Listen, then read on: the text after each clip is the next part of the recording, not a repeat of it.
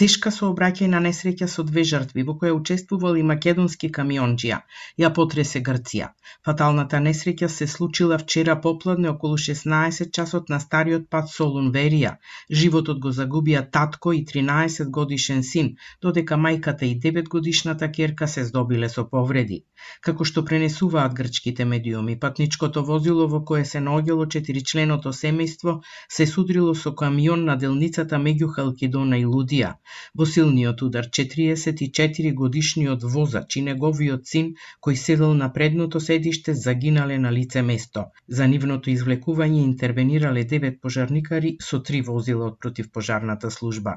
43 годишната сопруга на загинатиот возач и помалото дете се здобиле со повреди и скршеници, но според лекарите се надвор од животна опасност. Возачот на камионот, 34 годишен државјанин на Македонија, бил приведен веднаш по несреќата. Алкотестот покажал дека не бил под дејство на алкохол. Предистражните органи изјавил дека автомобилот одеднаш навлегол во неговата лента пошто дошло до сударот. По наредба на обвинител тој е пуштен на слобода. Сообраќајната полиција ги истражува сите околности на трагичниот настан. Во меѓувреме и во Македонија е зголемен интензитетот на сообраќај на сите патни правци, особено на граничните премини.